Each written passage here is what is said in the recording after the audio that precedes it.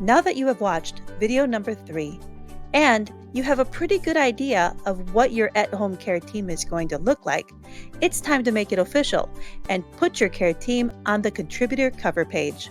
In order to get a contributor cover page, simply go into your dashboard and scroll down to Toolkit. Click on it, and on the first tab of the accordion, the contributor cover page will appear. You can either click on the contributor cover page where it's demonstrated here, or you can scroll down to the button below. Either way, it'll get you to the same place, which is where you can obtain your contributor cover page.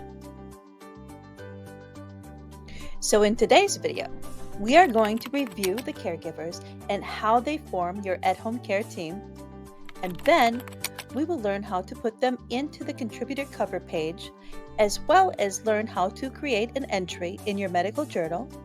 And then we're going to see the outcomes of team playing through writing and recording through the at-home care team.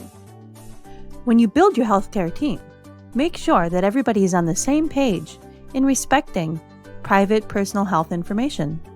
So who exactly registers on the cover letter? It is anyone who contributes to the Self-Health Manager and Journal, such as primary caregivers, which are all informal caregivers, such as neighbors, drivers, family, and friends. And we also have secondary caregivers, which are caregivers that are associated with a company, such as home health providers and non-medical home care representatives. It is up to your team who will be the clearinghouse or the primary caregiver. For every patient, there is one self-health manager, and there should only be one, no more than 2 clearinghouses per self-health manager.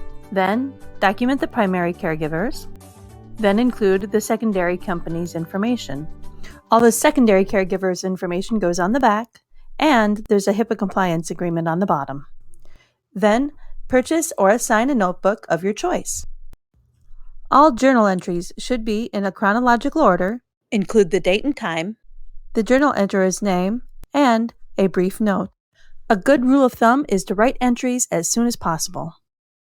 That way, the entire team can contribute in collaborating care at home, ensuring that there will be a productive office visit, even on the patient's bad days. And that concludes our video for today. Make sure you join me in my next video, where we are going to learn how to set up our own dashboard.